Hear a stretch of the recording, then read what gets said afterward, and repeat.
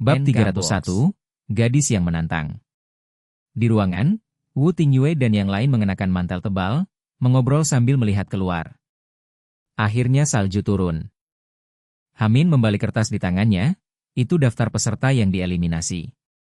Setelah hujan deras, salju turun, banyak orang tak bisa menyesuaikan diri, dan beberapa tim yang kekurangan gizi selama sebulan kini jatuh sakit karenanya. Guru Ha, berapa tim yang tersisa? Wu Tingyue bertanya penasaran. 29 tim tersisa. Hamin menjawab pelan. Mereka yang bertahan sampai sekarang memiliki kekuatan nyata, kalau tidak sudah tersingkir. Tentu, ada juga yang hanya mengandalkan keberuntungan dan tekad menahan lapar. Setahun terlalu lama, mungkin tak ada tim yang berhasil. Kata Wang Lin tenang. Jika semua tersingkir, maka lomba akan berakhir dan menunggu kali berikutnya, sampai ada yang sanggup bertahan setahun penuh di alam liar. Tidak pasti, aku rasa Sopong dan kelompoknya bisa bertahan sampai akhir. Wu Tingyue tersenyum, kelompoknya masih berada di peringkat depan. Sopong benar-benar kuda hitam. Wang Lin mengangguk, jika ada yang mampu bertahan, dia pasti mendapat tempat. Qian Weiting mengangkat alis halusnya, melirik Wang Lin lalu menutup bibir, diam. Kelompok Sopong adalah target utama pengamatan, dianggap kuda hitam paling mungkin masuk 3 besar. Huhu. Di perkemahan, angin dingin bertiup, salju menutupi halaman. Mengapa mereka belum kembali? Fan Han memegang obor, berdiri di tangga, menatap melewati dinding ke hutan gelap. Malam sudah tiba, Sop Hong dan Liu Yimeng belum pulang, dia khawatir menunggu. Fan Han, turunlah, nanti masuk angin. Liu Yizu berdiri di samping, memegang tangga agar aman. Tidak, aku ingin menuntun mereka dengan api ini. Fan Han menggeleng keras, wajah cemas, mata terus mencari jauh. Malam berawan membuat sulit menemukan arah, dia memakai obor untuk menuntun Sop Hong dan Liu Yimeng. Tapi, dia ragu, kalau jatuh sakit, Sop Hong pasti khawatir, mungkin akan naik gunung bersalju mencari obat. Tapi tanpa kepulangannya, hatinya terasa berat seperti tertekan batu. Turunlah, mereka akan baik-baik saja. Liu Yizu menenangkan lembut. Dia pun cemas, tapi kini hanya bisa menjaga diri, agar tidak sakit dan menyusahkan. Kerisik. Fan Han, kenapa berdiri tinggi begitu? Turunlah. Dari luar terdengar suara Sop Hong. Kakak, aku kembali. Liu Yimeng juga berseru. Wajah Fan Han berseri gembira, ia berseru, syukurlah, kalian akhirnya pulang. Liu Yizu menghela napas lega, mendengar suara adiknya. Untunglah penglihatan Sop Hong lebih tajam, bahkan di gelap masih melihat jelas, menuntun Liu Yimeng pulang. Belum sampai perkemahan sudah terlihat obor berkelip, lalu tampak gadis berdiri di tangga mengangkatnya. Turun cepat. Sop Hong mendesak, takut dia kedinginan. Ya.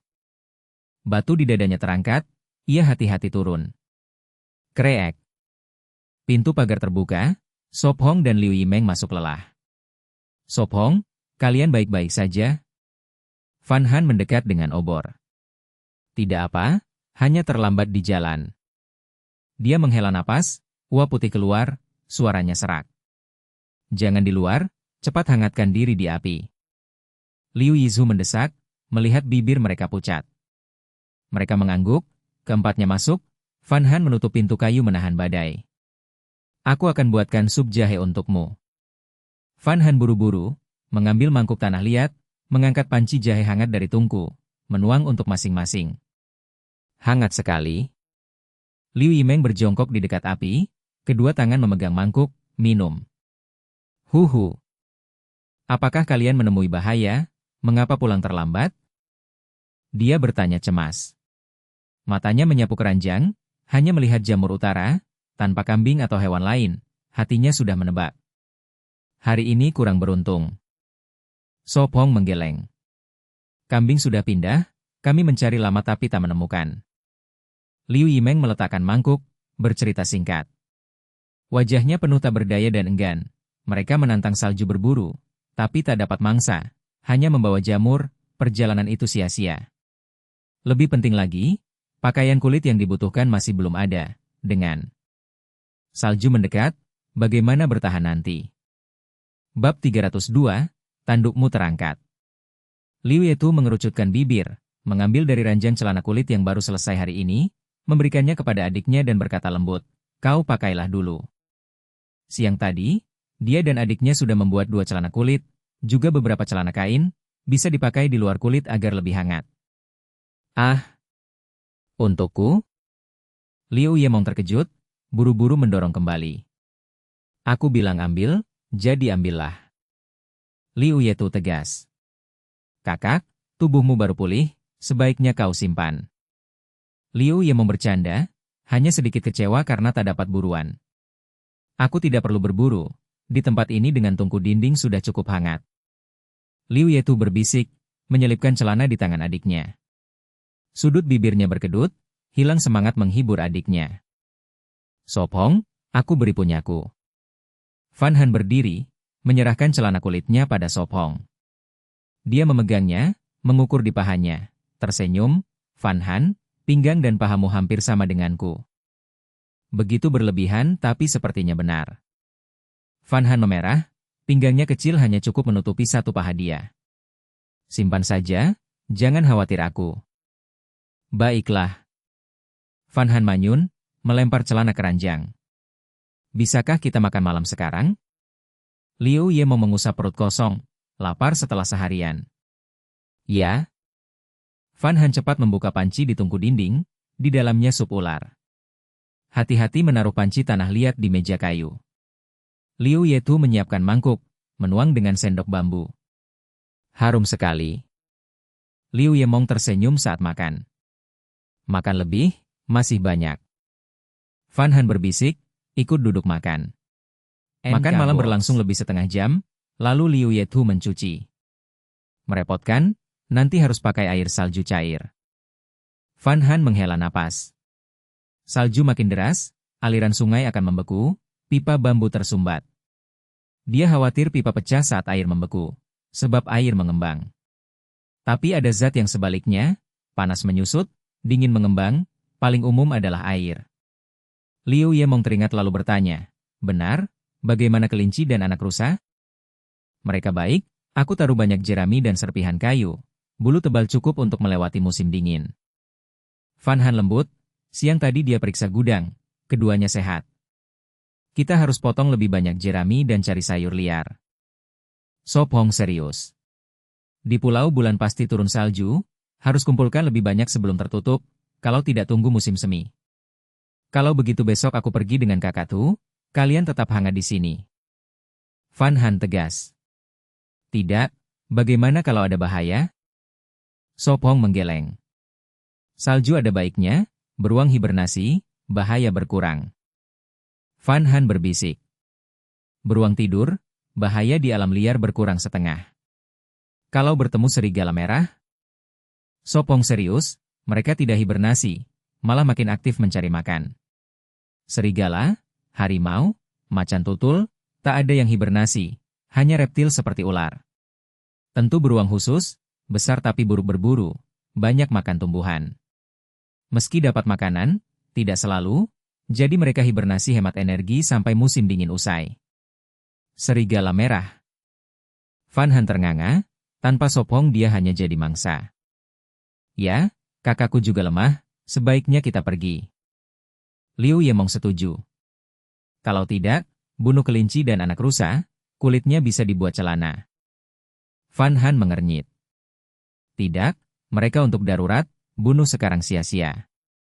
Sop Hong menggeleng, menatap tenang, untuk kulit baru aku sudah punya cara, jangan khawatir. Benarkah? Cara apa? Fan Han menyipit curiga. Itu rahasia, aku tidak bohong. Sop Hong mengatup bibir. Untuk menenangkannya, dia harus bilang begitu. Fan Han melotot marah, baiklah, selalu misterius. Ayo, cepat mandi, nanti air membeku akan sulit. Sop Hong lembut mendorong. Kau dan kakak Mong dulu. Fan Han berbisik. Setelah seharian, mandi air panas pasti lebih nyaman. Bab 303, memberi paket hadiah. Bersama, Uhuk, segera. Liu Yemeng refleks berbicara, lalu batuk 2 kali. Mata Liu Yetu berkedut, apa adiknya ingin mandi dengan Espong? Liu Yemeng panik, meraih pakaian dan handuk, lalu bergegas ke kamar mandi. Espong mengernyit, mengasah tanduk rusa. Setelah lebih dari 10 menit, Liu Yemeng keluar dengan tubuh beruap, jelas lebih segar. Begitu nyaman, tapi air sepertinya berkurang. Ia menaruh pakaian di samping, mengeringkan rambut basah dengan handuk. Pipa bambu pasti membeku. Duganya. Ia berdiri, mengambil handuk, mengambil batu panas dari perapian dinding, lalu masuk ke kamar mandi. Dia duduk di samping api, melihat kakaknya menyesuaikan celana kulit. Buat bagian bokong lebih besar, baru bisa pas. Liu Yetu melirik bokong adiknya. Dia membuka bagian belakang celana kulit, mengikat dengan tali rami seperti tali sepatu, longgar untuk adiknya, kencang untuk dirinya. Besok berburu, adiknya bisa memakainya. Ah, bisa begitu? Seru Liu Yemeng, melihat tangan cekatan kakaknya. Coba, harusnya pas. Tu memberikannya. Baik. Dia melirik kamar mandi, melihat Espong masih di dalam, lalu mengarahkan kamera ke pintu dan melepas celananya. Dia mengenakan celana kulit, menariknya ke atas. Kreek. Saat itu, pintu terbuka. Begitu nyaman. Espong keluar mengeringkan rambut, menatap sekitar, lalu terdiam. Udara sunyi, hanya bunyi kayu terbakar. Uhuk, lanjutkan. Dia batuk, kembali masuk. Liu Yemeng buru-buru menarik celana, wajah merah, berteriak, "Kakak, Espong melihatku." Mau mati? Teriak keras begitu. Liu Yetu menutup wajah, kesal. Apa yang kudengar? Liu Yemeng dilihat Espong. Astaga, api gosipku terbakar, 800 kata naskah sudah di kepala. Ibu bilang, jika dilihat harus bertanggung jawab, jadi mereka akan menikah? Mengejutkan, seorang pria di alam liar melakukan itu pada gadis. Besok, segera laporkan ke kementerian. Uhuk, KKMNG masih pakai pakaian dalam, tidak terlihat semua. Van Han menggigit bibir, wajah memerah. Ia tak menyangka Espong keluar, untung MNG masih memakai celana dalam, hanya paha putihnya terlihat. Benar. Liu Yemeng menunduk, lega. Tu terdiam. Batuk.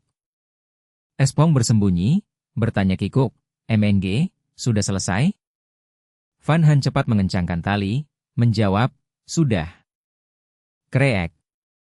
Dia membuka pintu, memastikan MNG sudah memakai celana, lalu menghela napas. Liu Yemeng wajah merah, bertanya pelan, Espong, apa yang kau lihat? Tidak ada, terlalu gelap, aku tidak jelas. Jawabnya serius. Bibir Liu Yemeng bergetar, terlalu gelap? Dia tidak percaya. Van Han melotot marah, masuk ke kamar mandi. Espong tersenyum pahit, bukan sengaja, lain kali harus bertanya dulu. Mendesak? Tu menghela napas. Liu Yemeng menyentuh pinggul, berbisik, pas, tidak longgar. Di luar salju turun, lebih dingin dari dalam, ia menghangat di api, celana kulit tetap untuk adiknya. Ya, bagus. Ia mengangguk. Setelah 20 menit, dia dan Tu mandi, lalu bekerja di dekat api. Espong dan MNG mengasah tanduk kambing. Van Han membantu menenun kain, menyiapkan pakaian, karena hanya kulit tidak cukup hangat. Andai ada mantel bulu. Gumam MNG, bersandar pada hangat. Espong mengernyit, berpikir. Mau ku beri pendingin udara? Tu mengejek, di alam liar mana ada mantel bulu? Tentu saja mau. Jawab MNG, tanya Espong apakah bisa membuat. Tu memutar mata. Espong, kau tahu? Dia bertanya penuh harap. Meski pendingin udara mustahil, cara lain menghangatkan tetap perlu, menunggu semen siap. Baiklah, kalau dingin tidur cepat. Kata Espong lembut. Lalu kau? Tanya Van Han pelan. Malam itu masih ada hal lain, sistem akan memberi paket hadiah. Bab 304, alasan dada datar. Aku belum mengantuk, nanti aku tidur. Liu Yemong enggan meninggalkan perapian dinding, karena lebih hangat daripada ranjang. Liu Yetu melirik adiknya, lalu diam-diam bersandar pada perapian juga. Baiklah. Sop Hong tersenyum pahit. Huhuhu.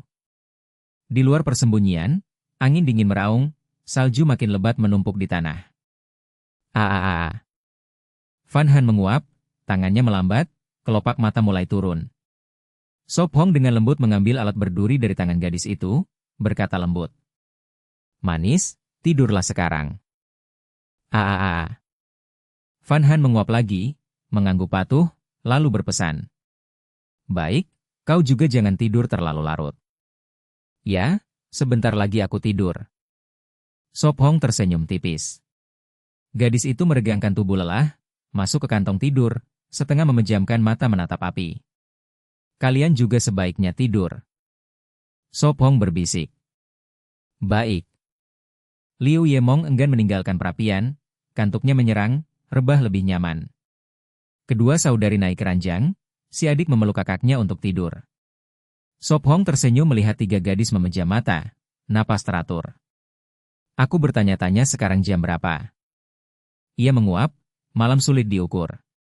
Sop Hong menambahkan beberapa kayu, api menjaga persembunyian hangat. Dalam pikirannya, perintah jatuh. Tandai. Ding. 7 hari ditandai, menerima 1 paket hadiah. Suara mekanis terdengar. Malam lain ditahan sampai fajar. Ia menambah kayu agar api bertahan hingga pagi, lalu melepas sepatu, hati-hati masuk ke kantong tidur. Sop Hong? Gadis itu bergumam dalam mimpi, tubuh hangatnya mendekat. Ia memeluk pinggang ramping, memerintah. Buka paket hadiah. Ding.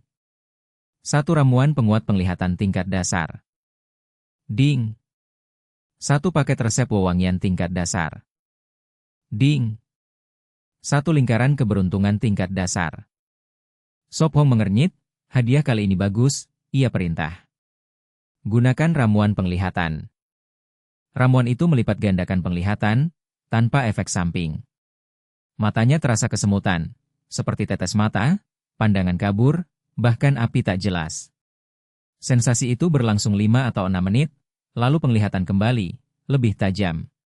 Pupilnya mengecil dan membesar, bahkan jaring laba-laba di langit-langit terlihat. Siapapun yang menatap matanya akan melihat yang dulu keruk kini bening seperti bayi baru lahir. Malam ini tanpa obor pun aku bisa melihat jelas. Hatinya penuh semangat.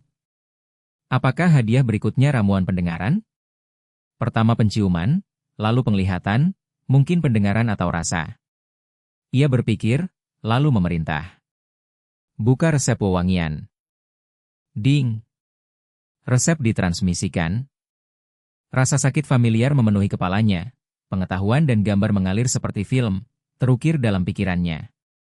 Sensasi berlangsung beberapa menit lalu lenyap. Paket berisi 12 metode membuat wewangian, sebagian besar bahan bisa ditemukan di alam liar. Ia memutuskan hanya membuat wewangian, memasak tetap tugas Fan Han, karena tenaga terbatas. Tersisa paket terakhir. Sop Hong menatap layar. Ia bergumam. Jika aku beli lotre, apakah peluang menang naik? Ia berencana setelah keluar dari alam liar, akan mencoba. Dalam pikirannya terdengar perintah. Buka lingkaran keberuntungan. Ding. Lingkaran keberuntungan aktif.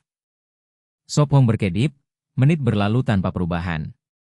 Ia bergumam. Sepertinya ini juga keterampilan pasif. Aaaa. Ia menguap, kantuk menyerang. Sop Hong menarik kantong tidur menutupi gadis, menyisakan celah bernapas, lalu memejamkan mata. Daging, aku ingin makan daging. Liu Yemong bergumam dalam tidur. Ia berbalik, setengah tubuh di atas kakaknya, bahu terbuka. Sop Hong terkekeh pelan, melihatnya menekan dadanya, ia berpikir. Apakah karena posisi tidur ini jadi datar? Apakah ia menemukan alasannya? Hati-hati, ia membetulkan mereka, menutup bahu agar tidak masuk angin. Aaaa. Selesai, ia berbaring lagi, memeluk pinggang gadis itu, menguap, lalu tidur. Bab 305, cepat pakai celana bulu. Pagi ini belum turun salju, memberi mereka sedikit waktu bernapas. Hari ini tidak ada salju. Van Han membuka pintu tempat berlindung, melihat pemandangan putih. Dia yang pertama bangun, lalu saudari Liu dan Sopong juga. Sopong meregangkan badan, berkata pelan, nanti kita harus berangkat lebih awal. Aku akan sikat gigi dulu. Liu Yemong tersenyum, mengenakan sepatu kulit kelinci, membawa sikat, pasta arang dan handuk masuk ke kamar mandi. Tak lama terdengar teriakan, tidak ada air, sumbat kayu membeku, apa yang harus kulakukan? Sumbat yang dulu merembeskan air kini es keras. Sopong datang, mengguncangnya tapi tak bergerak, membeku kuat. Dia menghela napas, ambil salju dari halaman, cairkan jadi air. Hanya begitu. Liu Yemong tersipu, keluar dari toilet. Dia membawa panci besi, jongkok, mengisi salju penuh, segera penuh. Sangat dingin. Tangannya gemetar membawanya, cepat menaruh di perapian, lalu menghangatkan tangan. Setelah lebih dari 10 menit, salju mencair jadi kurang dari setengah panci. Dia menambah salju, cepat mencair. Air jadi hangat, cukup untuk 4 orang. Cepat sikat gigi, sebelum membeku lagi. Dia mendesak, menuang air hangat ke cangkir. Liu Yetu dan gadis muda cepat sikat, takut membeku lagi. Dalam cuaca ini, air hangat segera jadi es. Cuaca sialan ini. Liu Yemong bergumam, meludah air hitam. Dia lagi mengisi salju, buru-buru kembali, di luar terlalu dingin. Van Han, cepat pakai celana bulu. Sopong memerintah serius. Baik. Dia menjulurkan lidah, mengambil celana dan masuk. Sopong, kau juga pakai yang kain. Dia memberinya celana jahitan.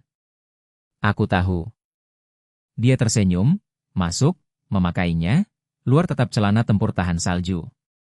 Saat salju mencair, Liu Yemong memotong daging babi hutan, menyiapkan sarapan rebusan jamur. Setelah lebih 20 menit, 2 panci panas di meja kayu. Duduk makan. Van Han menata mangkuk dan sumpit, menyajikan daging. Panas mengepul, bagus sekali. Liu Yemong menghela napas, menghangatkan tangan. Dia teringat musim panas, meski panas masih tertahankan, tak seperti sekarang bisa mati kedinginan. Cepat makan, cepat dingin. Van Han lembut berkata, mulai makan. Mereka makan, setelah 20 menit 2 panci habis. Bagaimana mencuci mangkuk ini? Liu Yetu tersenyum pahit, selalu butuh salju cair. Aku akan rebus air. Liu Yemong mengambil kendi, isi salju, taruh di perapian. Lebih besar, sekali cukup. Biar aku, kalian pergi cepat dan kembali cepat. Liu Yetu berbisik. Baik. Sopong menjawab, membawa keranjang, ambil kapak siap pergi. Sopong, aku ikut juga. Van Han menaruh piring, membawa keranjang kecil. Tidak. Dia menolak, lebih aman gadis tinggal, dia baru 16 tahun.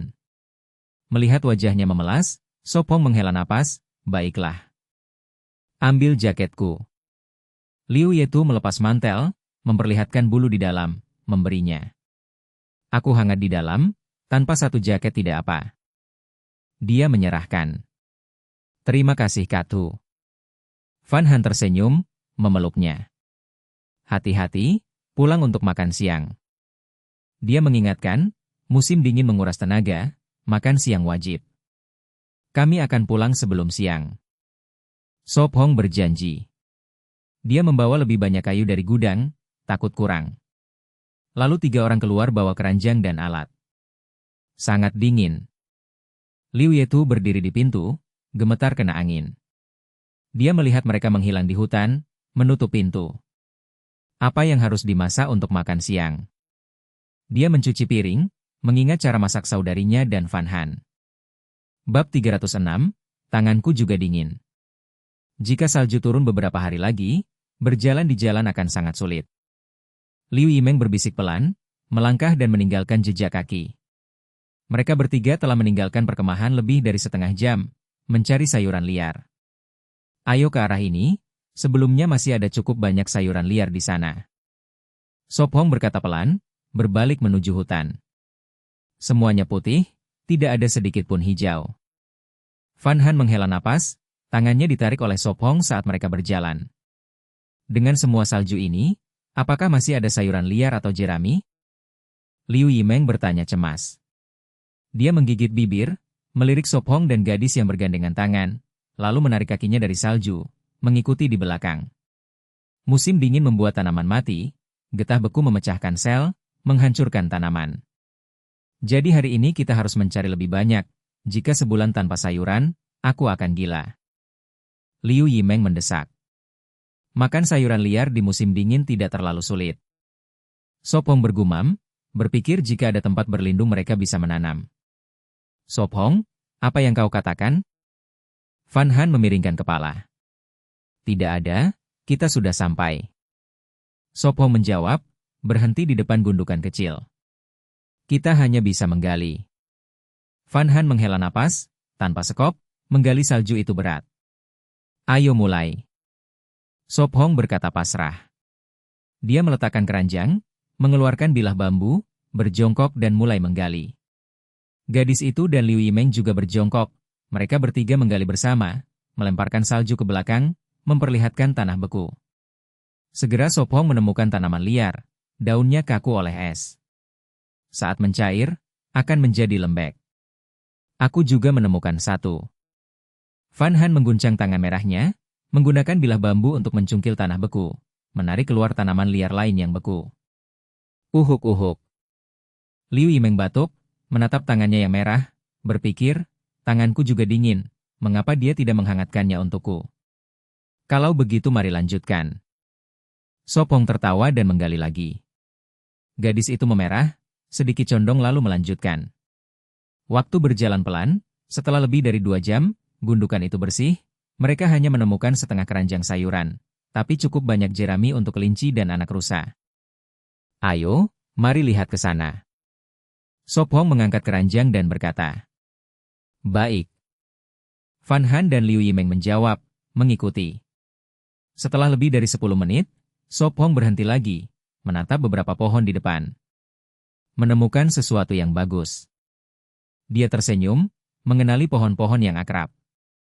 Pohon setebal betis, lebih dari 10 meter tinggi, tanpa daun. Sop Hong, apakah ini harta yang kau maksud?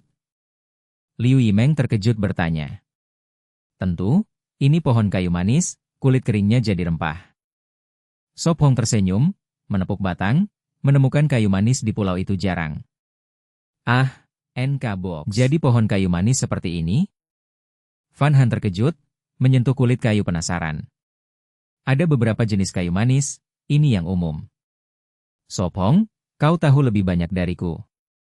Van Han berkata, meski dia membaca sedikit, dia seolah tahu segalanya. Aku lihat di acara TV Sains.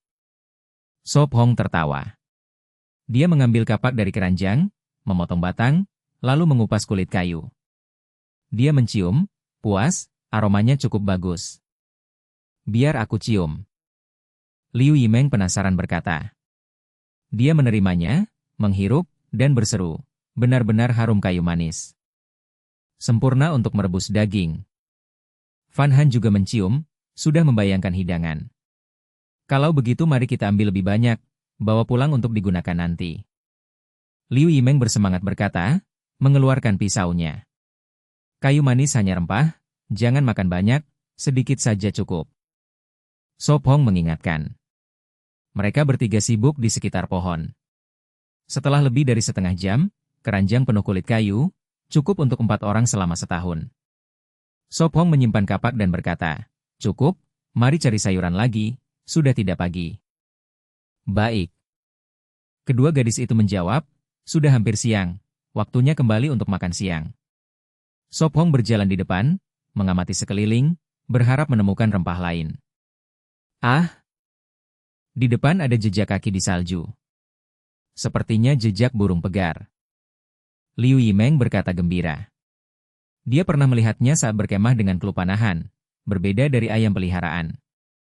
Sepertinya keberuntungan sudah datang, tak ada yang bisa menghentikannya. Sop Hong tertawa, Salju membuat jejak hewan terlihat jelas. Bab 307, Wajib Merawat. Van Han dan Liu Yemong mengikuti hati-hati di belakang, takut mengganggu ayam hutan. Sop Hong mengangkat busur tanduk kambing, memasang panah bambu, melangkah ringan. Setelah beberapa menit, ia memberi isyarat agar berhenti lalu maju sendiri. Van Han dan Liu Yemong mengangguk, mengingatkan lembut, Sop Hong, hati-hati. Ia memberi tanda paham, berjalan lebih jauh, mencium bau khas burung. Menggenggam erat busur, ia membuka semak dan melihat. Sarang? Ia mengernyit, tak melihat ayam, tapi menemukan sarang jerami dengan 5 telur tertutup salju. Ia mendekat, berjongkok dan mengambilnya. Menggoyang satu di telinga, ia berbisik, belum terbentuk, masih bisa dimakan. Ia khawatir jika terlalu lama dierami akan sulit dimakan. Sepertinya aku wajib merawat telur ini. Ia bergumam, memasukkan telur ke keranjang, memperhatikan jejak. Salju penuh dengan jejak kacau, sulit dikenali. Mungkin mereka pergi mencari makan. Ia mengangkat bahu. Waktu sudah larut, ia berbalik berniat kembali nanti. Segera ia sampai pada 2 gadis yang menunggu. Sop Hong, bagaimana? Dapat seekor? Liu Yemong bertanya cepat. Telur? Van Han berjinjit melihat keranjang, tampak 5 telur. Sudah lama tidak makan telur. Liu Yemong menelan ludah diam-diam. Nanti kita makan. Van Han tersenyum lembut, senang dengan telur. Mereka bertiga melanjutkan ke arah lain, lebih 20 menit lalu berhenti. Di sini pasti ada sayuran liar, gali di bawah salju. Bisik Sop Hong sambil berjongkok. Baik. Kedua gadis ikut mencari. Hampir 1 jam kemudian, keranjang penuh sayuran liar, meski beku tetap bisa dimakan. Mereka juga mengumpulkan banyak jerami, jadi 2 ikatan besar. Aku ingin tahu apa yang kakak masak, aku lapar. Liu Yemong mengusap perut, membawa jerami bersama Van Han mengikuti Sop Hong. Mari cepat pulang. Van Han tersenyum lembut, juga lapar. Di perkemahan, Liu Yetu sibuk di perapian, meletakkan panci tanah liat berisi salju mendidih. Pertama, daging kelinci. Ia bergumam, memasukkan potongan. Ia mengambil jahe hutan, membersihkannya dengan salju, mengiris dan menambahkannya. Lalu ia menaruh irisan lemon dan kayu bakar. Ia mengambil salju lagi, mencoba jika bisa mencair. Segera salju berubah air jernih. Sepertinya bisa dipakai. Ia tersenyum kecil, terus mengambil. Mereka pasti di jalan pulang. Ia melirik keluar lalu menutup pintu. Rebusan kelinci mendidih, ia menambahkan garam dan minyak babi hutan, menutup panci. Liu Yemong mencuci jamur haubak, memotong dan menambahkan, lalu menambah jamur kuping. Klok klok klok. Rebusan mendidih, aroma menyebar. Bau lumayan. Liu Yetu bergumam, mengaduk. Setengah jam kemudian, api mengecil, ia menambah kayu. Lalu ia memindahkan panci, menopang dagu dengan tangan, mata menatap pintu. Cemas, mengapa belum kembali? Beberapa saat kemudian ia membuka pintu, mendengar. Akhirnya ia menghela napas lega, bergegas ke halaman dan membuka gerbang duri. Bab 308, Balsem Bibir Liar. Gerbang kayu berderit saat pagar duri terbuka. Liu Yetu melihat 3 orang letih dan cepat membantu. Dia mengambil jerami dari Sop Hong, menatap mereka dan bertanya lembut. Kalian baik-baik saja? Kami baik-baik saja. Jawab Sop Hong. Tidak, aku lapar. Liu Yemong manyun, perutnya berbunyi. Makan siang sudah siap, cepat masuk. Desak Liu Yetu. Mereka berempat masuk, menyimpan jerami lalu kembali ke tempat berlindung. Tetap paling hangat di sini. Liu Yemong menggosok tangan dan berlari ke pemanas. Ayo makan, bukankah kalian lapar? Panggil Liu Yetu. Dia menaruh pot tanah di meja, mengambil mangkuk dan sumpit, lalu menyajikan daging kelinci. Coba rasanya, bagaimana? Liu Yetu menggigit sumpit gugup. Lumayan, empuk dan tidak amis. Sop Hong mengangguk. MHM. Liu Yemong mengunyah. Lumayan, tapi tidak seanak punyaku. Dia menepuk bahu kakaknya dengan sombong. Kau mengeluh bahkan saat makan. Tegur Liu Yetu. Hehe, tidak bisa hentikan aku. Liu Yemong tertawa, memasukkan lebih banyak daging. Cepat makan, dingin jadi hambar. Senyum Fan Han. Ya. Liu Yetu melotot ke adiknya dan makan. Mereka makan setengah jam sampai pot kosong, tersisa tulang dan mangkuk. Kak, biar aku ambil air. Liu Yemong berdiri. Tidak usah, di tempayan sudah ada. Hentikan Liu Yetu. Dia melihat salju mencair. Benarkah? Liu Yemong mengintip dan melihat setengah tempayan air. Aku masukkan salju, panas mencairkannya. Jelas Liu Yetu bangga.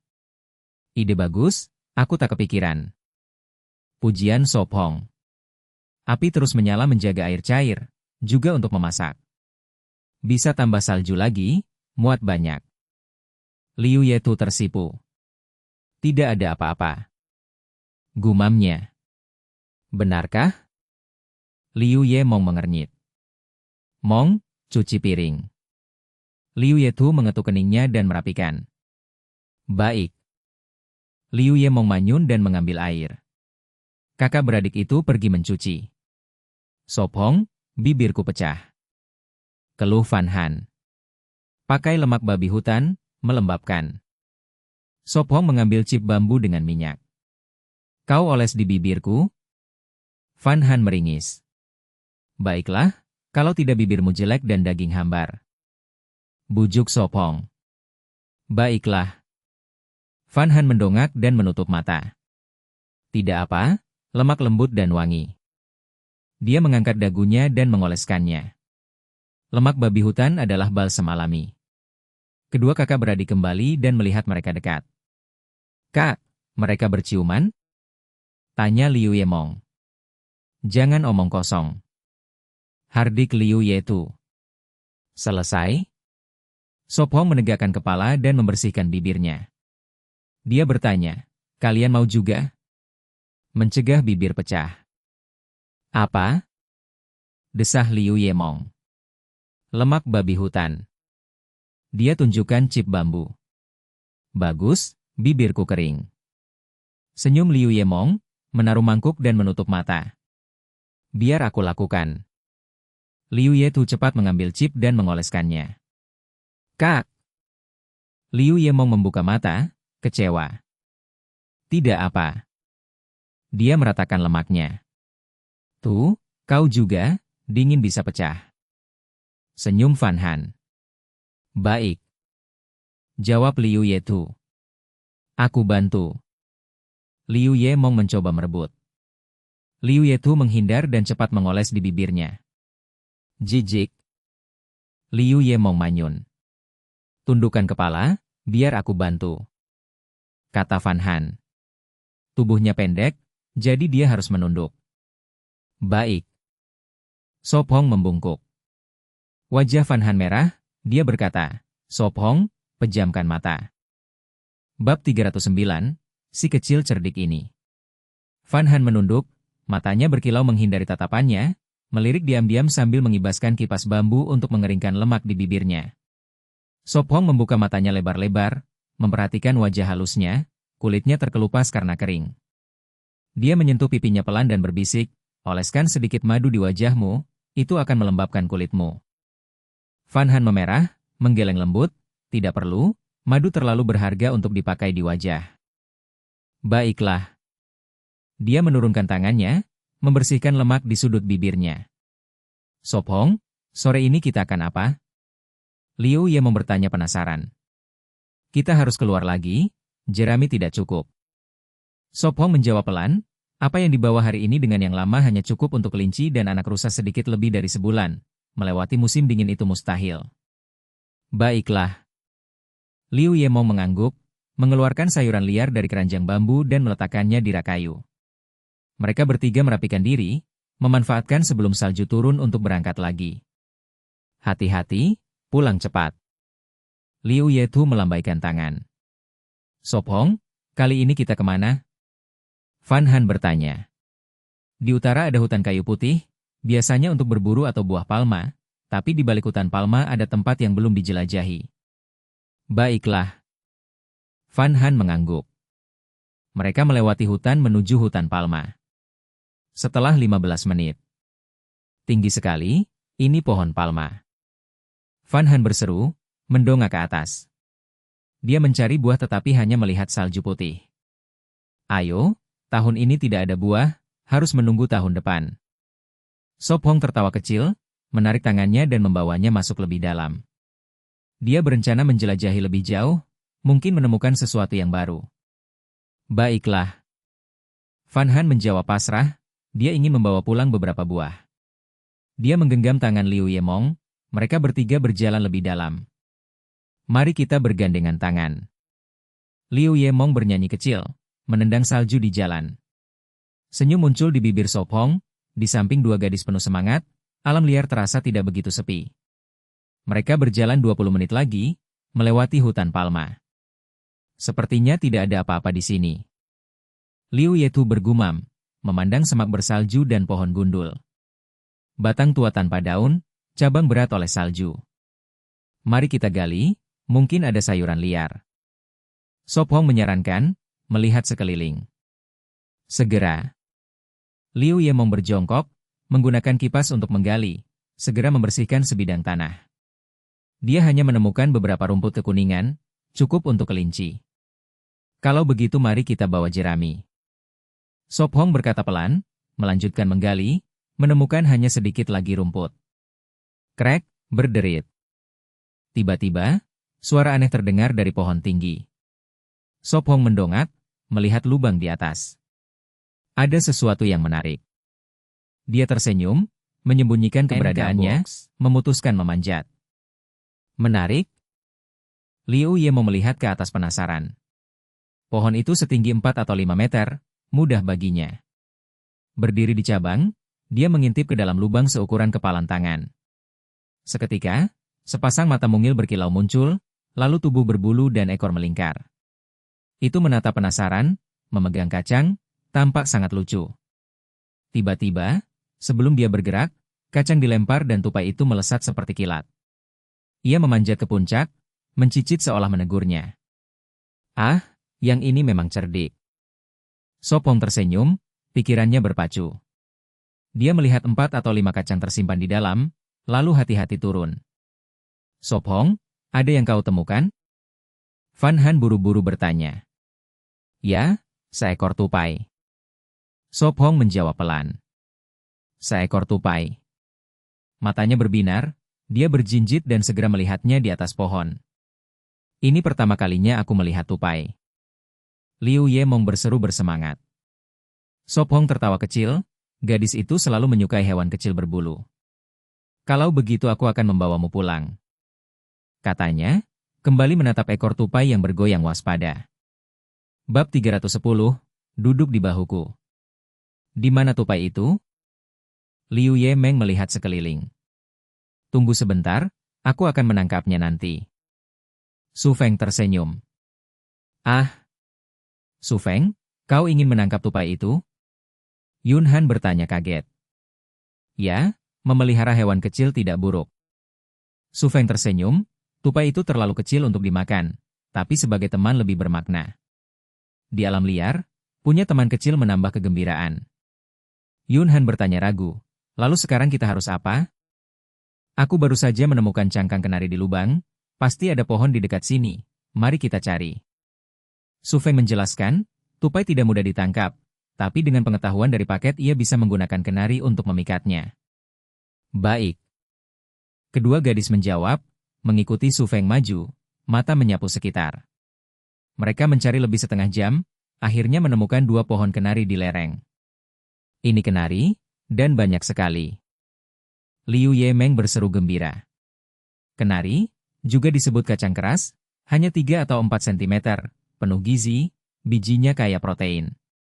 Di dalamnya ada lebih dari 7 asam amino esensial, dengan kadar tinggi, juga 22 unsur mikro yang dibutuhkan, seperti kalsium, magnesium, fosfor, seng, besi, semua melimpah.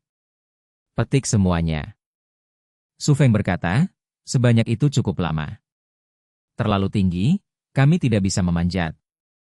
Yun Han mendongak, cabang terdekat lebih 2 meter, tak terjangkau. Sebagian besar tumbuh di cabang lemah, meski memanjat sulit dipetik. Su Feng menaruh keranjang, jongkok, menepuk punggung dan berkata, naiklah, duduk di bahuku untuk memetik. Apa? Yun Han memerah.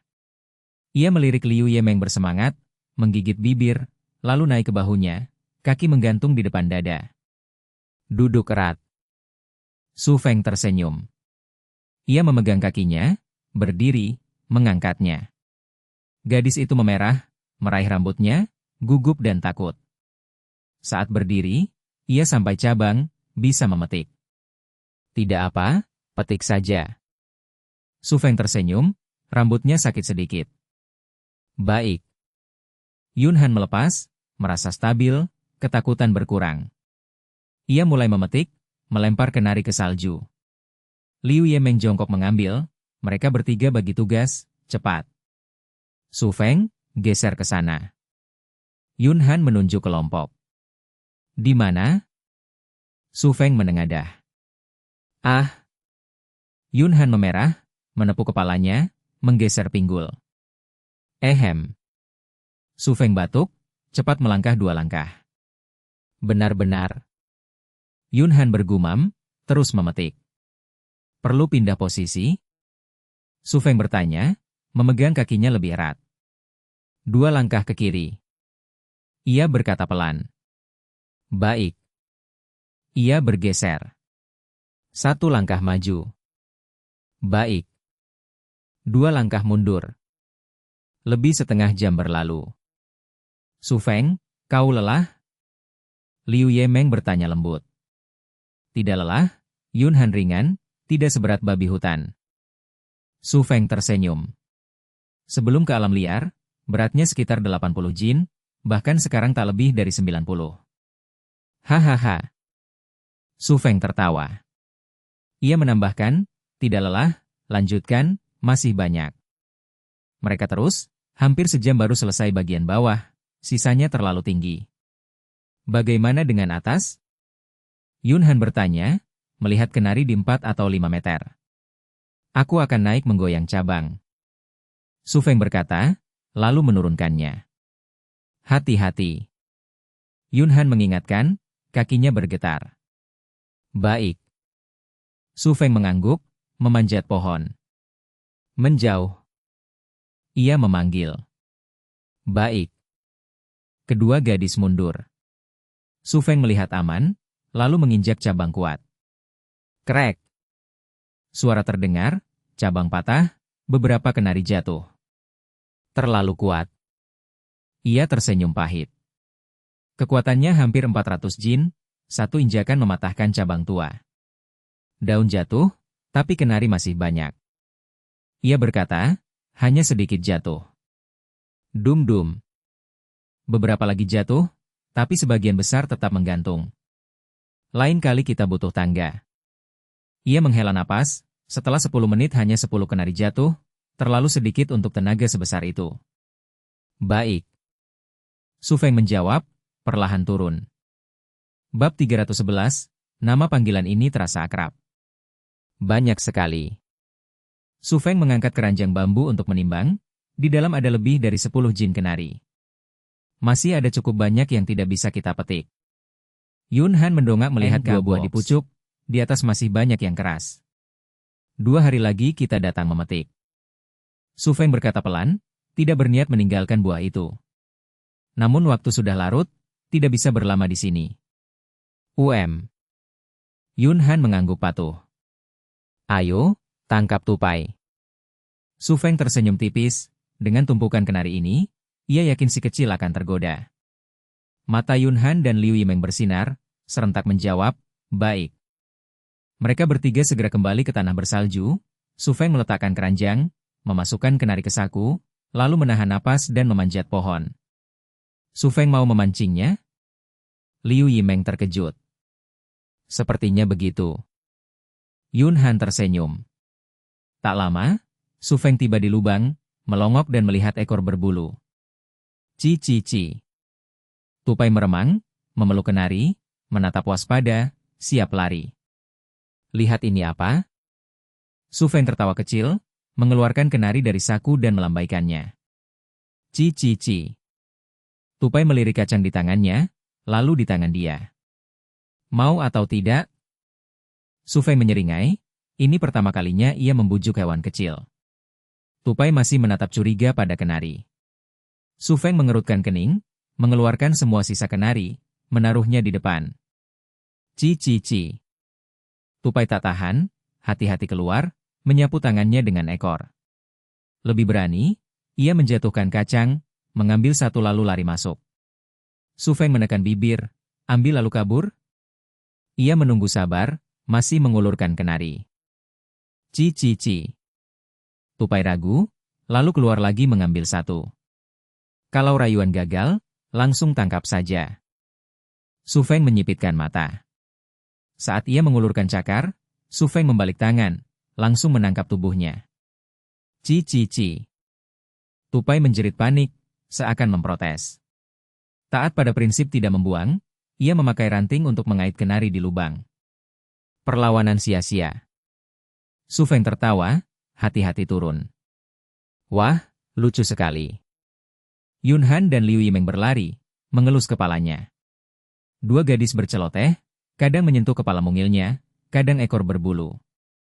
Baik, mulai hari ini keluarga kita bertambah satu anggota.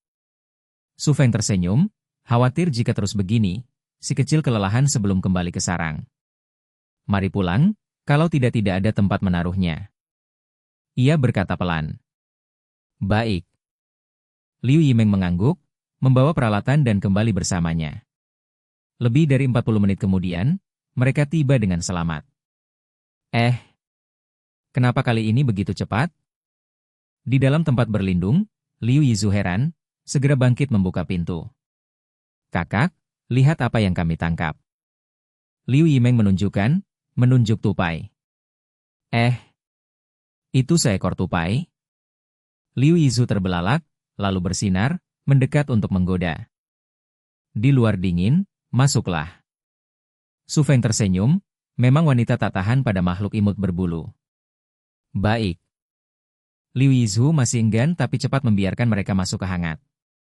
Buat satu kandang lagi. Su Feng berkata. Biar aku yang menggendongnya. Yun Han mengulurkan tangan manis. Pegang erat. Su Feng memperingatkan, hati-hati menyerahkannya. Aku tahu. Yun Han menyilangkan tangan, menahannya di telapak. Setengah jam kemudian, sebuah kandang bambu persegi seukuran bola sudah jadi, celahnya selebar ibu jari, dengan pintu bambu dan tali. Baik, bisa dimasukkan. Su Feng memasang kandang pada tiang setinggi 1,5 meter, menaruh jerami dan melempar kenari. Baik. Yun Han memasukkan tupai, cepat menutup pintu. Ci ci ci. Tupai penasaran melihat sekeliling, menemukan kenari lalu lega, bersuara ke arah mereka. Tinggallah tenang di sini, lebih hangat daripada lubang. Su Feng bercanda, sudah merencanakan penjinakan. 3 gadis mengelilingi, kadang memasukkan jari mengusiknya. Lucu sekali, mulai sekarang namamu Goudan. Yun Han tertawa. Mulut Su Feng berkedut, Goudan, nama itu begitu akrab, bukankah dulu nenek kepala panti asuhan juga memanggilnya begitu? Bab 312, aku tidak berani. Tidak, aku rasa itu bagus. Fan Han menjawab sambil tersenyum. Mulut Sopong berkedut. Telur anjing, terdengar imut. Liu Yetu membaca pelan, sambil bermain dengan tupai. Sop Hong hanya bisa tersenyum pahit, nama itu pun tetap, setiap kali ketiganya memanggil telur anjing, ia merasa canggung. Ia melihat mereka bermain dengan tupai, lalu berbalik dan keluar dari tempat persembunyian menuju halaman. Ia masuk ke ruang budidaya, naik tangga, hati-hati menyingkirkan gulma dan batu di atas, serta salju.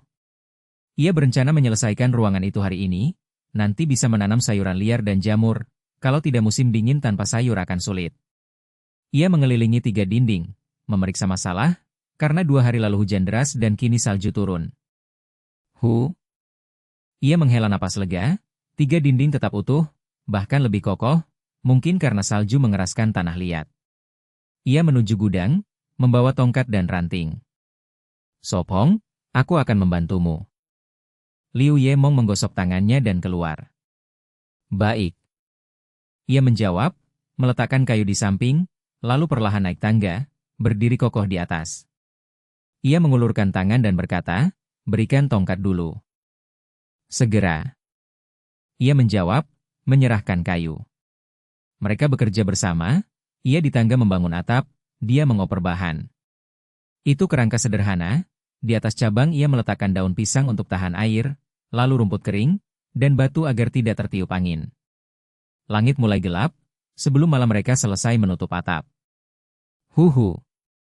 Angin dingin bertiup, salju turun, cepat menutupi atap putih.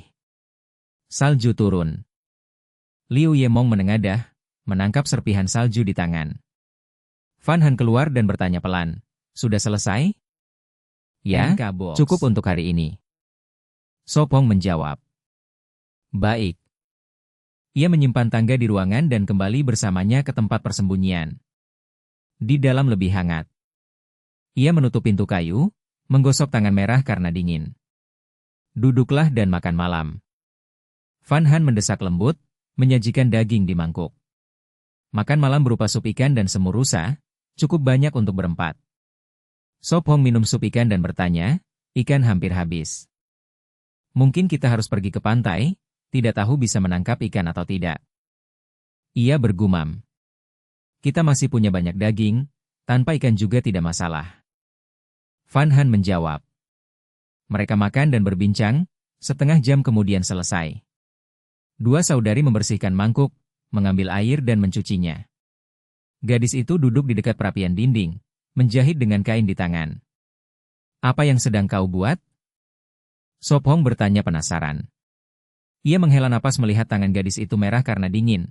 Sarung tangan kain itu hanya sedikit membantu, saat salju lebat tidak akan tahan. Ia melihat celananya, meski berlapis tetap merasa dingin. Sepertinya aku harus berburu kulit lagi, membuat pakaian hangat. Ia memutuskan. Ini, Sop Hong, coba. Fan Han memotong benang dan memberinya sarung tangan. Ia menerimanya, melihat dan bertanya, kenapa tidak membuat untukmu dulu? Jelas ukurannya pas untuknya. Nanti aku akan buat, sekarang coba. Ia mendesak.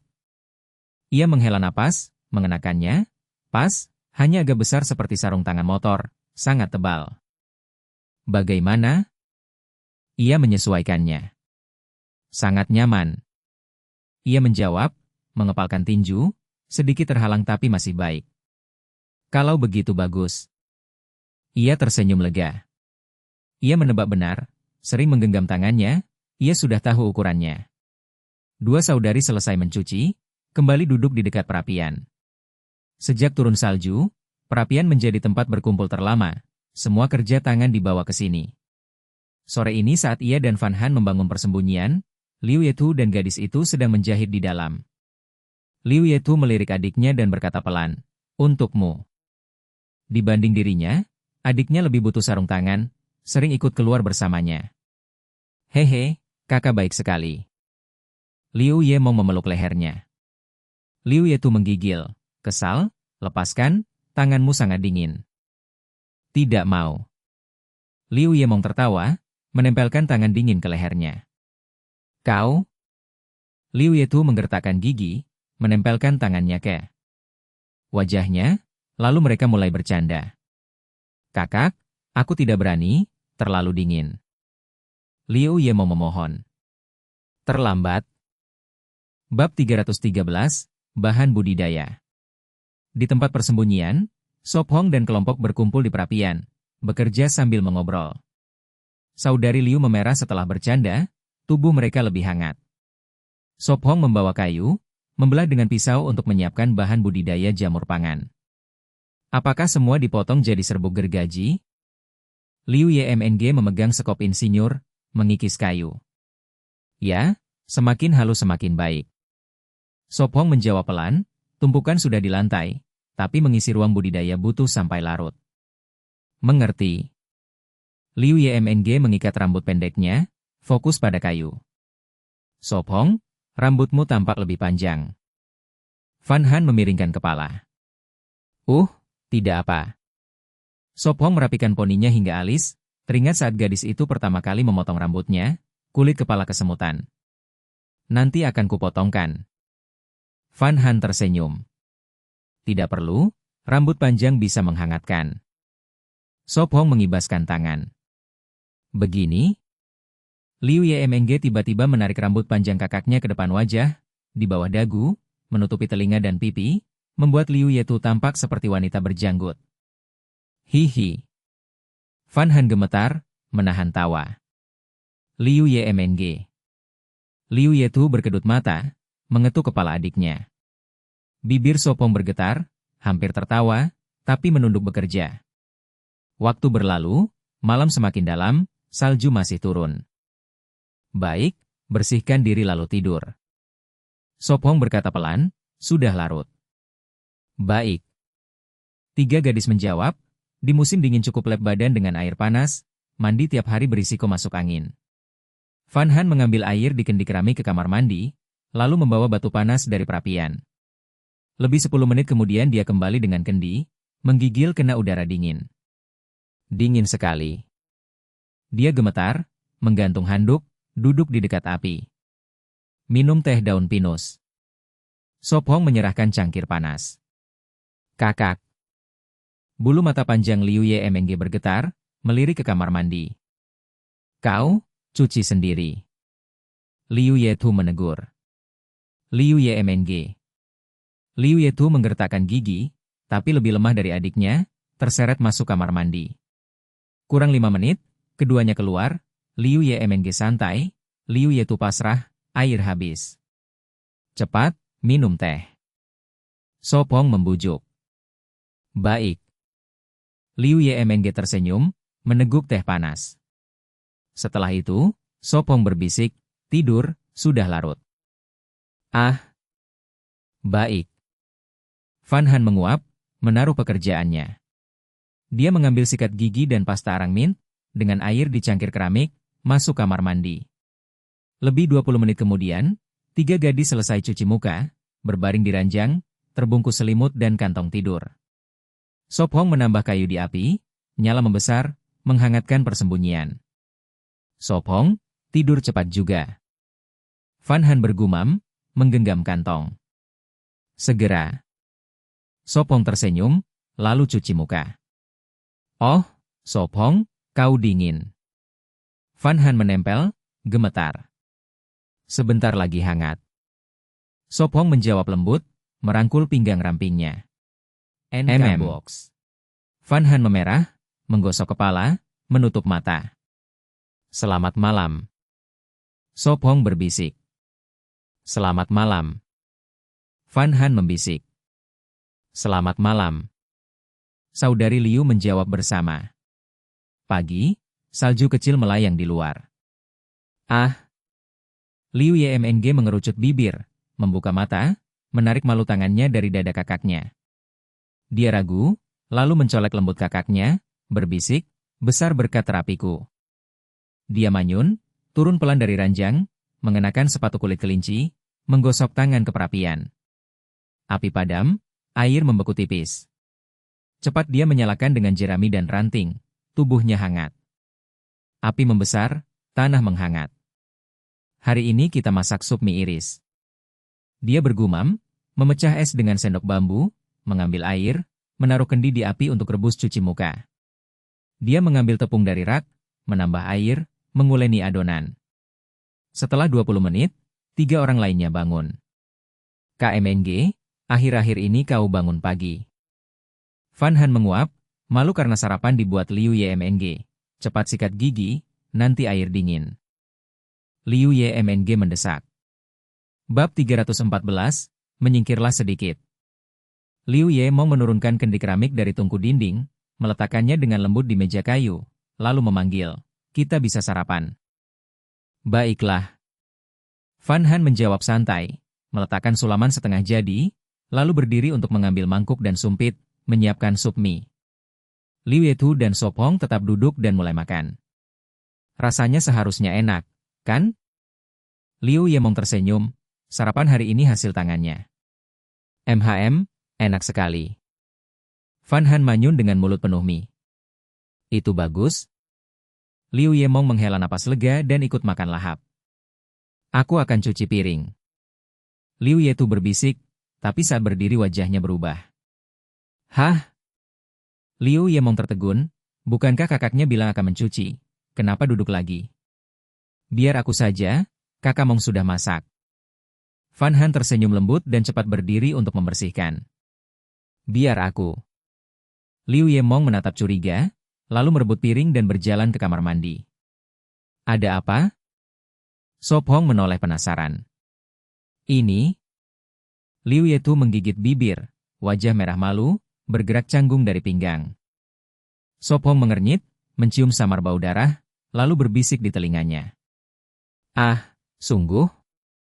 Fan Han membelalakan mata, buru-buru mengambil 2 kain persegi panjang dari kantong tidur, buatan tangan Sop Hong. Ia menjadi serius dan berkata, Sop Hong, menyingkirlah sedikit. Kathu, ini kain sanitari. Fan Han menyerahkannya. Terima kasih. Liu Yetu memerah, memastikan Sop Hong sudah pergi, baru menghela lega. Ia berdiri, merasa sedikit bocor, dan merapatkan kakinya lebih kuat. Nyeri haid ada 4 tingkat, Liu Yetu pada tingkat paling ringan, hanya sedikit kram, tidak mengganggu hidup sehari-hari. Jadi, haidmu datang. Liu Yemong mendekat sambil membawa panci dan berkata, pantas kau aneh. Diam. Liu Yetu kesal, hal begini tidak boleh sembarangan dibicarakan. Ia tak menduga datang tiba-tiba, saat bangun masih normal. Hehe, kakak, kau terlambat. Liu Yemong menaruh panci, tertawa. Ya, terlambat 4 hari. Liu Yetu berbisik, ia khawatir datang lebih awal, tapi justru terlambat. Mungkin karena cuaca, Kathu, segera uruslah. Fan Han berkata lembut. Ya. Liu Yetu memerah, berdiri dengan kaki rapat, berjalan kecil-kecil tak nyaman menuju kamar mandi, hati-hati agar tak bergerak terlalu banyak. Kalau begitu, aku juga sebentar lagi. Liu Yemong bergumam. Ia menghitung hari, kalau normal masih 10, kalau tidak, akan merepotkan.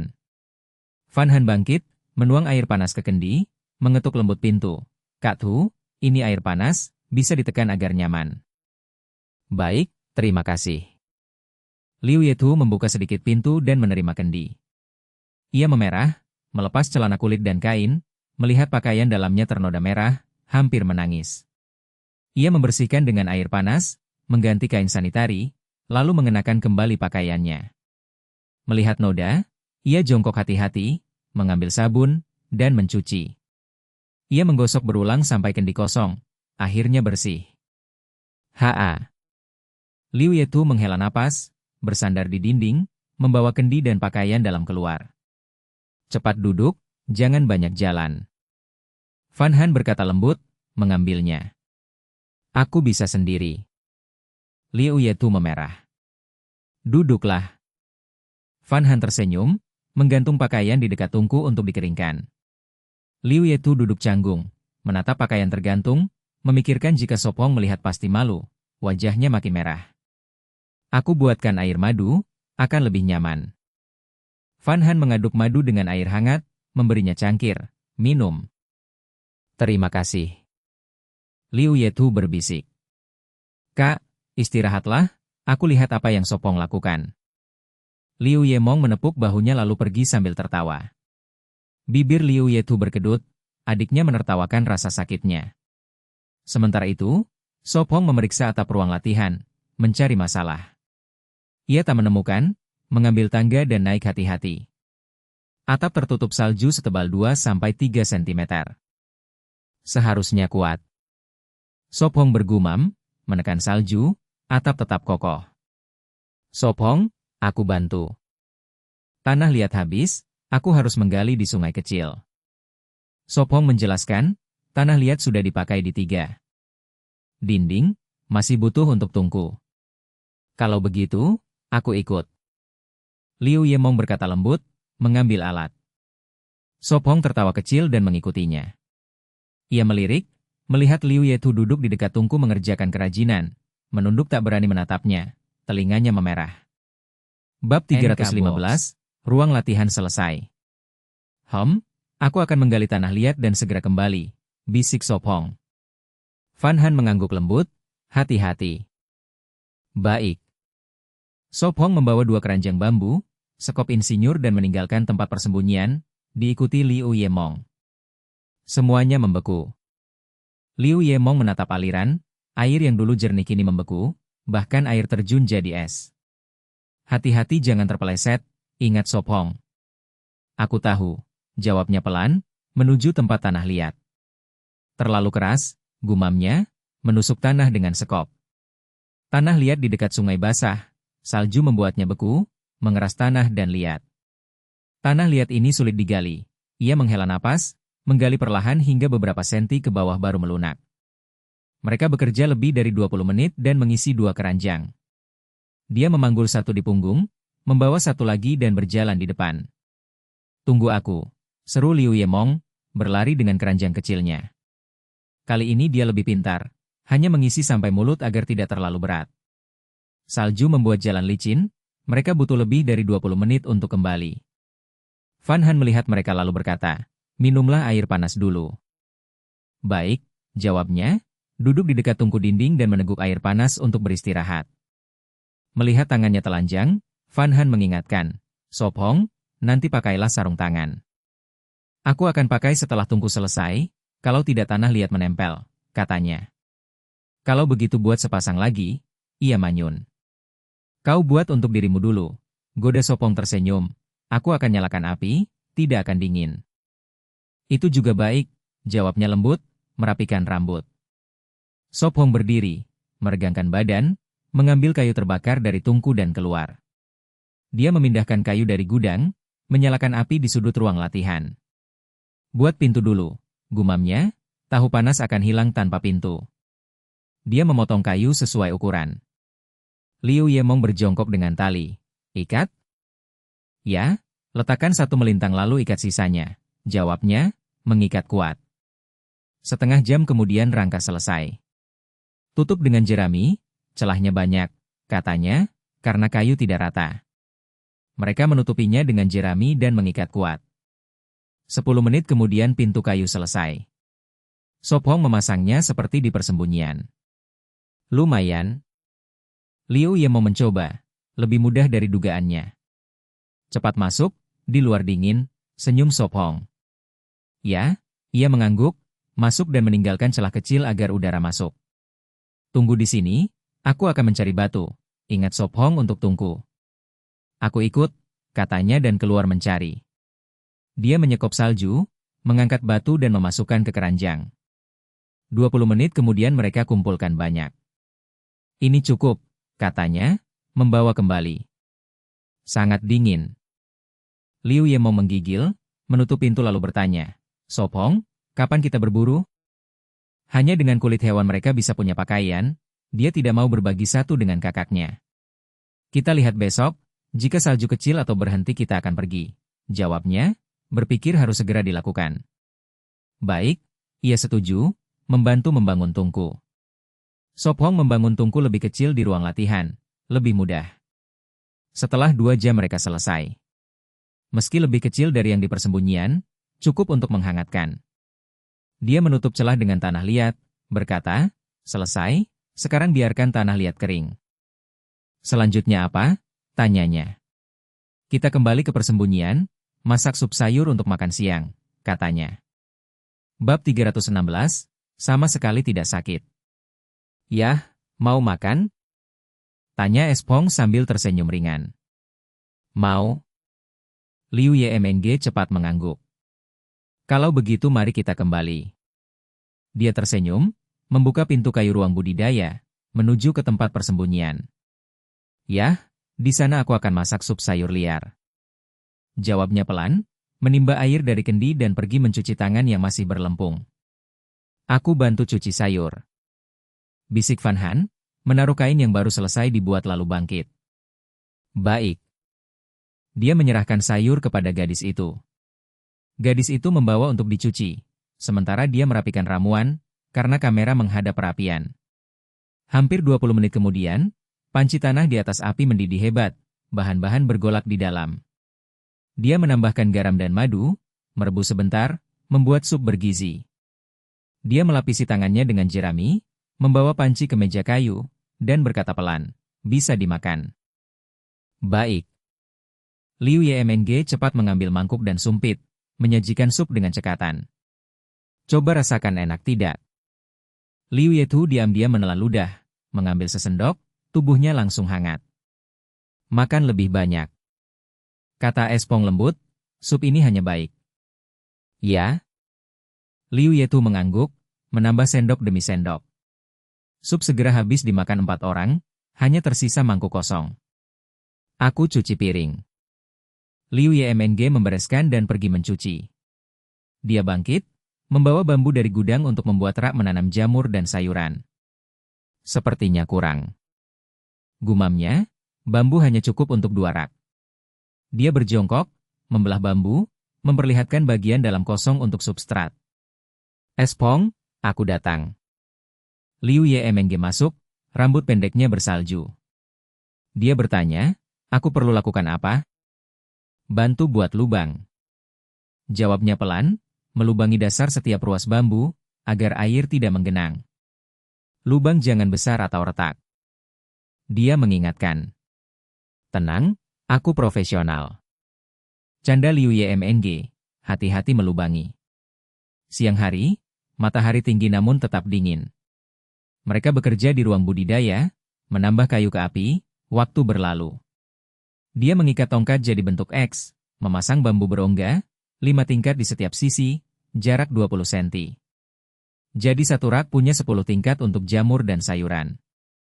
"Tampaknya tidak sulit," katanya pelan, membantu pasang lebih banyak. Box. Mereka bekerja sampai malam, selesai 2 rak di sisi ruangan. Masih tampak kosong.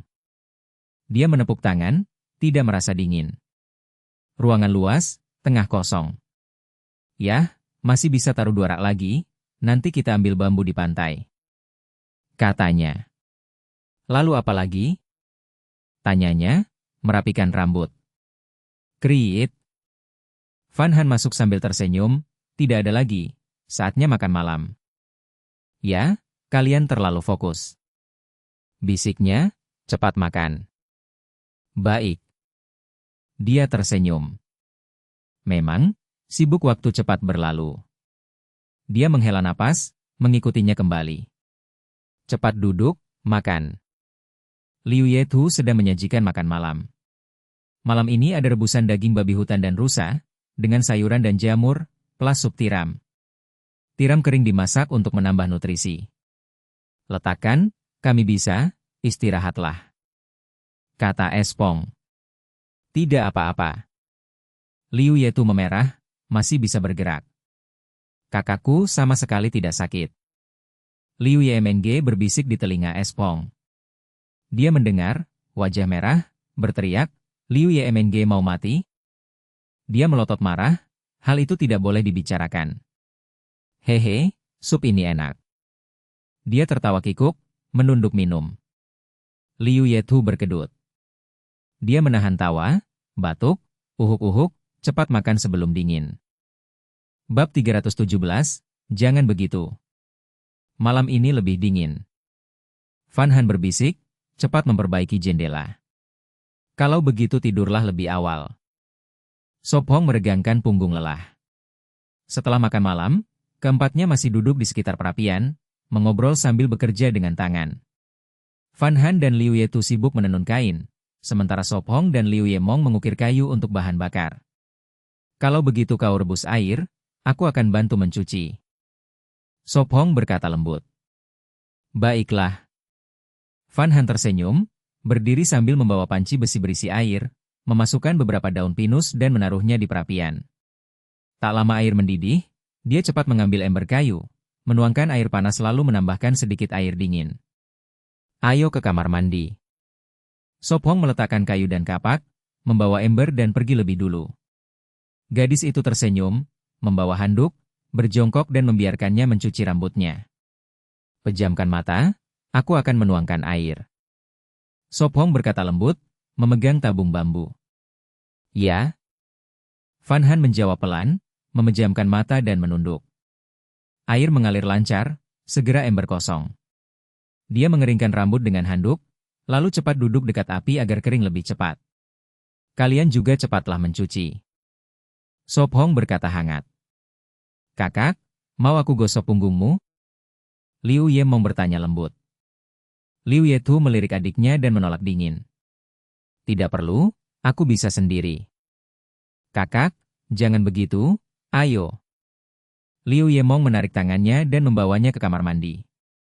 Kalian berdua sangat dekat. Van Han tersenyum lembut. Ya, sangat dekat. Sop Hong tersenyum juga, membantu mengeringkan rambut gadis itu. Minumlah teh madu ini, baik untuk kesehatan. Sop Hong memberikan cangkir keramik kepada Liu Ye Tu, berisi teh madu hangat dari gula aren. Terima kasih.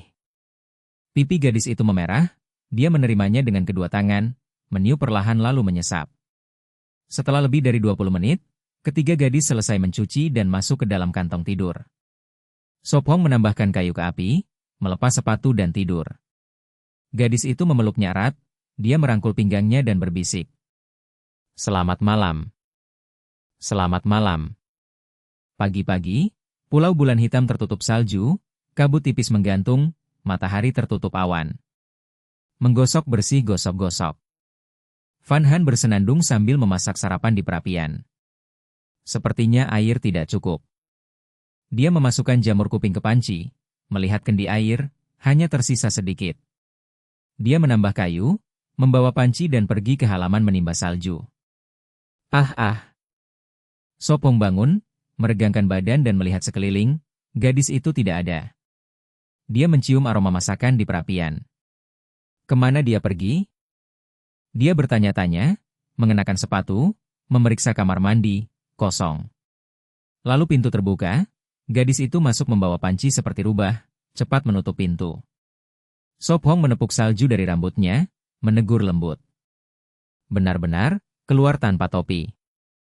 Sebentar lagi aku pakai. Van Han menjulurkan lidah. Baiklah, pakailah topi lebar ini. Dia mengambilnya dari rak dan memakaikannya padanya. Sop Hong tersenyum, menguap, lalu membawa kuali kosong keluar menimba salju. Hanya dia yang bisa melakukan ini, tiga gadis harus mengangkat bersama. Dia mengisi penuh salju, membawanya kembali, menaruhnya di dekat api, menuangkan sisa air dari kuali lama, lalu kembali menimba salju. Di luar salju terus turun, dia berencana keluar berburu. Saat kembali, kakak beradik Liu sudah bangun, sedang menggosok gigi. Di layar siaran langsung, komentar bermunculan. Sop Hong sangat tampan, aku ingin menjadi kuali itu, dipeluk olehnya. Aku curiga kau bercanda, tapi tidak ada bukti. Aku juga ingin dia memelukku begitu. Terlalu banyak abu. Van Han berjongkok, mengaduk bara dan abu di perapian. Simpan arang dan abu di kendi, nanti berguna. Sop Hong memberinya sekop. Arang bisa dicampur tanah untuk menanam, abu untuk membuat semen. Cuaca semakin dingin, setelah mengurus kulit binatang, mereka akan mulai membuat semen. Baik. Van Han mengangguk, memasukkan arang dan abu ke kendi kosong. Bab 318, hari ini mungkin kita tidak bisa kembali. Van Han, biar aku membantumu. Liu Ye Mong menggulung lengan bajunya dan berjalan ke perapian di dinding. Baik. Kedua gadis itu tersenyum dan mulai menyiapkan sarapan. Setelah lebih dari 10 menit, mereka berempat duduk di sekitar meja kayu, dengan sebuah pot keramik berisi daging rebus di atasnya. Ayo pergi. Sop Hong ragu sebentar lalu berkata pelan. Hari ini dia pergi keluar untuk mengamati langit, tetapi kabut tebal membuatnya tidak bisa melihat jelas, dia hanya tahu akan turun salju ringan di pagi hari dan salju lebat di sore hari, sisanya tidak jelas. Kalau begitu aku ikut. Van Han buru-buru berkata. Baiklah, keluar saat salju turun akan sangat menguras tenaga. Sop Hong menjawab lembut. Aku tahu. Van Han manyun, tenaganya jauh lebih lemah daripada Sop Hong dan Liu Ye Mong. Jika ikut hanya akan jadi beban. Lain kali saat tidak turun salju, aku akan membawamu. Sop Hong tersenyum dan mengusap kepalanya. Baik. Wajah Van Han yang berusia 18 tahun tersenyum cerah. Setelah lebih dari setengah jam, Sop Hong dan Liu Yemong membereskan barang-barang, mengenakan jaket bertudung, dan meninggalkan tempat persembunyian. Hati-hati di jalan, pulang cepat ya. Van Han melambaikan tangan dan mengingatkan. Kakak, aku pergi. Liu Yetu berteriak keras. Baik, jangan lari-lari, hati-hati. Liu Yetu berdiri di bawah atap, menatap Sop Hong dan adiknya menghilang dalam salju. Krek! Sop Hong menarik kakinya dari salju tebal, setiap langkah tenggelam hingga setengah betis. Sop Hong, kali ini kita mau kemana? Liu Yemong manyun, menarik kakinya dari salju, meninggalkan jejak kaki dalam saat berjalan di sampingnya. Kita pergi ke barat daya, kita belum pernah ke sana. Sop Hong menjawab pelan. Dia menebang cabang dengan kapak kayu, mengukirnya menjadi tongkat, dan memberikannya kepada Liu Yemong. Berkata pelan, ambil tongkat ini untuk menopang, hati-hati jangan jatuh. Baik. Liu Yemong menjawab lembut, mengikat busurnya di punggung, dan memegang tongkat untuk menjaga keseimbangan. Benar-benar dingin. Sop Hong menekan bibirnya, kakinya melangkah di salju yang membeku, celana kain hampir tidak bisa menahan dingin. Keduanya berjalan ke dalam hutan, menandai pohon di sepanjang jalan agar tidak tersesat. Setelah lebih dari 2 jam, sekelilingnya masih hanya salju dan pepohonan. Sepertinya tidak ada apa-apa. Liu Yemong menjilat bibirnya, hari ini lupa mengoleskan lemak babi sehingga bibirnya retak. Ayo jalan lebih jauh lagi. Sop Hong berkata pelan, alisnya memutih oleh salju. Dia menyeka wajahnya, angin dingin membuat tubuhnya menggigil. Hom. Liu Yemong menundukkan kepala agar angin tidak langsung mengenai wajahnya. Sop Hong mengamati sekeliling dengan saksama, mencari tanda-tanda hewan. Di tengah salju, waktu berlalu cepat, setengah hari sudah berlalu, sekarang awal sore. Mari kita cari tempat untuk beristirahat dan memasak makan siang. Sop Hong berkata pelan, salju semakin lebat, keduanya sudah banyak menguras tenaga, perlu makan. Baik. Liu Yemong mengusap pinggangnya, berjalan lama di salju tebal membuat punggungnya sakit. Ke arah sini. Sop Hong menentukan arah dan menuju ke kiri, di mana medan lebih tinggi, mungkin sebuah lereng kecil. Mereka berjalan lagi setengah jam sebelum menemukan lereng kecil setinggi lebih dari 10 meter.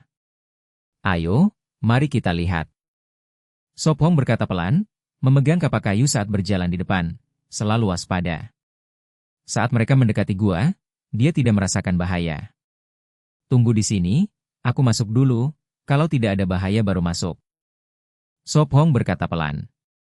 Tanpa menunggu keberatan Liu Yemong, dia menurunkan keranjang dan masuk ke gua. Di dalam, gua tidak beraturan tapi lebarnya sekitar 3 meter dan tingginya 2 meter, cukup besar untuk berdiri tegak. Yemong, masuklah. Sop Hong memanggil. Baik, bawa dulu keranjangnya. Suara Liu Yemong terdengar, lalu 2 keranjang diserahkan ke dalam. Sop Hong cepat-cepat memindahkannya agar dia bisa masuk. Tempat ini lumayan. Liu Yemong mengamati gua. Meski kecil, bisa menahan angin dan salju. Apa kita pergi bersama? Liu Yemong menyarankan. Tidak perlu, aku akan melihat sekitar. Segera kembali, kamu potong daging dulu. Sop Hong menjawab. Baik, hati-hati. Liu Yemong mengangguk, mengambil daging rusa dan panci besi dari keranjang, bersiap untuk memotongnya. Mengerti. Sop Hong menjawab, mengambil tali dan keluar sambil menggendong Xiao Sui. Dia merasakan angin dingin, menengadah ke langit, salju turun semakin lebat, ada tanda-tanda badai. Mungkin hari ini mereka tidak bisa kembali. Ini merepotkan. Sop Hong tertawa pahit untuk dirinya sendiri, mempercepat langkah dan mencari kayu bakar. Setelah lebih dari 20 menit, dia hanya menemukan beberapa ranting kering, jauh dari cukup. Akhirnya, dia menemukan pohon kering setebal betis, menebangnya, batang hampir 5 meter bisa terbakar meski basah. Ini bisa terbakar lama. Dia bergumam. Sop Hong menyeret batang kayu menuju gua, sebelum sampai dia melihat Liu Yemong berjalan berkeliling, seolah mencari sesuatu. Dia cepat memanggil, kenapa kamu keluar?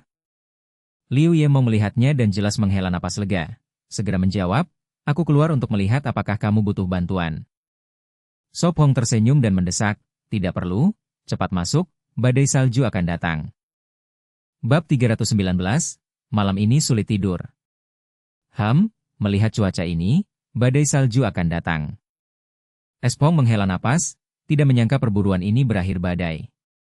Dia teringat lingkaran keberuntungan yang didapat 2 hari lalu. Benarkah itu keberuntungan? Mari kita cepat masuk gua. Liu Yemng mendesak, membantu menarik kayu kering ke pintu. Beberapa menit kemudian, mereka berhasil membawanya masuk. Pertama mari kita nyalakan api. Espong meletakkan ranting yang dikumpulkan. Biar aku. Liu Yemng mengeluarkan batu api, jongkok, dan mulai menyalakan. Espong membelah kayu jadi potongan kecil agar mudah dibakar. Segera, dia menyalakan api, menata batu sebagai tungku, menaruh panci besi berisi salju, yang perlahan mencair jadi air. Huhuhu. Malam ini kita tidak bisa pulang. NK Box. Espong mengintip keluar, angin dingin meraung, salju turun deras, badai sudah tiba.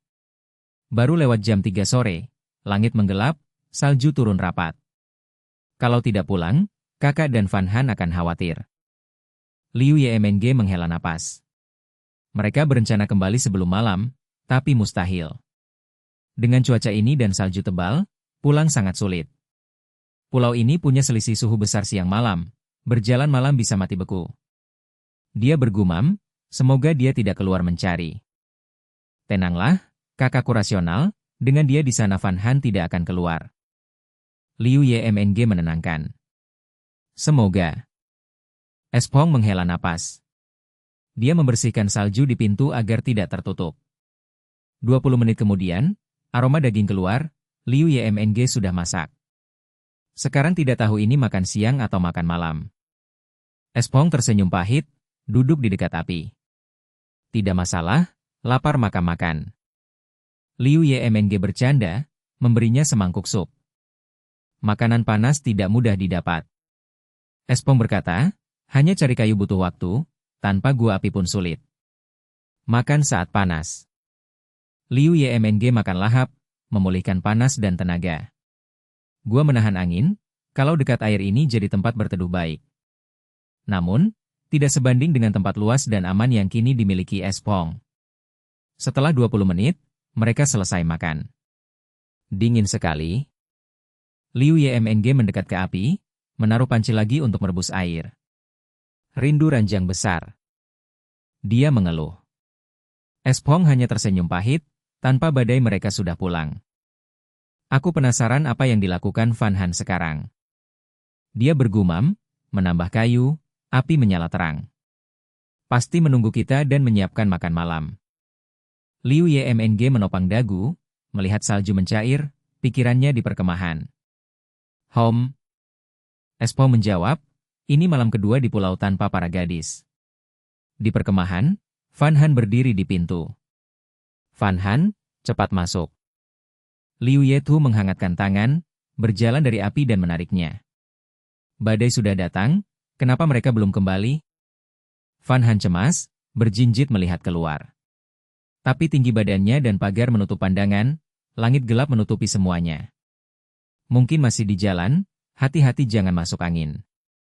Liu Yetu menggenggam tangannya, menarik ke dalam. Mungkin mereka bermalam di luar. Dia mengaku, juga khawatir. Tunggu sedikit lagi. Van Han berbisik, matanya ke pintu, berharap Espong masuk. Jangan khawatir, Espong terampil, tahu melindungi diri. Liu Yetu menenangkan. Ya, dia juga akan melindungi kakak Mng. Van Han tersenyum paksa.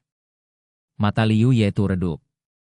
Waktu berlalu lambat, di luar gelap, angin dan salju menggila, tanah makin tertutup. Sepertinya malam ini mereka tidak kembali.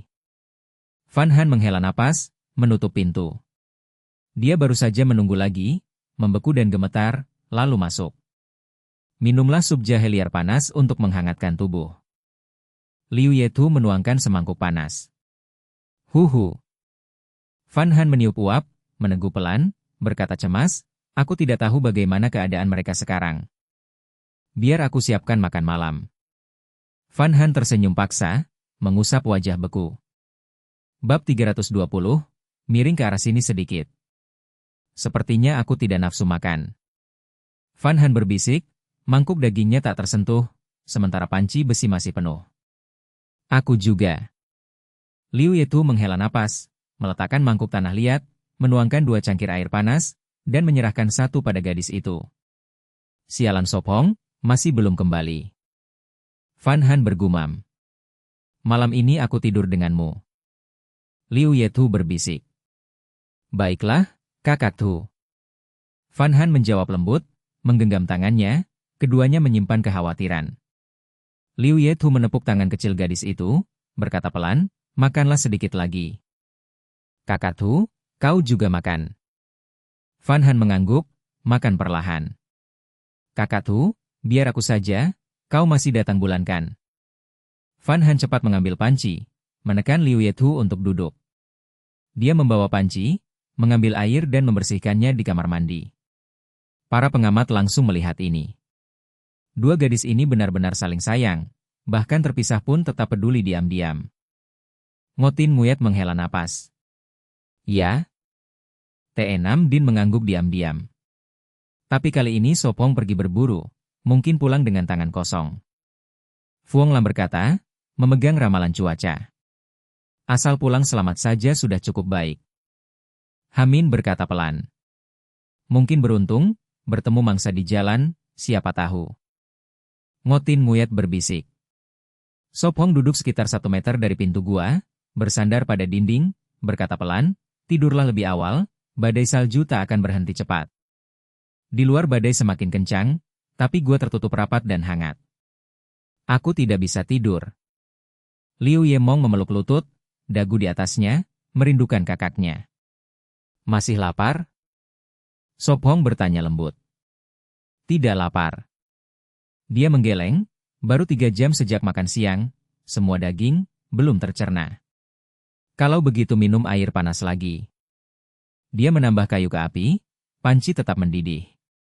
Di internet katanya air yang direbus terlalu sering tidak boleh diminum. Dia bertanya. Dia pernah membaca bahwa merebus berulang kali menghilangkan oksigen, merusak kesehatan, bisa sebabkan kanker. Tergantung berapa kali, meski direbus hingga habis, tidak akan membunuh. Sop Hong tersenyum pahit, menjelaskan sabar. Garam asam nitrat bersifat karsinogenik, tapi meski 20 kali, kadar masih jauh di bawah standar nasional, aman diminum. Namun tetap sebaiknya dihindari. Oh begitu. Dia mengangguk, panci hanya mendidih beberapa kali. Minumlah dengan tenang. Dia tersenyum, menuangkan segelas untuknya. NK Box. Hangat sekali. Dia menghela napas. Setelah minum, tidur, jika besok pagi salju berhenti kita pulang lebih awal. Dia berkata. Baiklah. Dia mengangguk, minum lalu berbaring di dinding. Dia gelisah, mengeluh, sepertinya sulit tidur. Miring ke arah sini sedikit, akan lebih nyaman.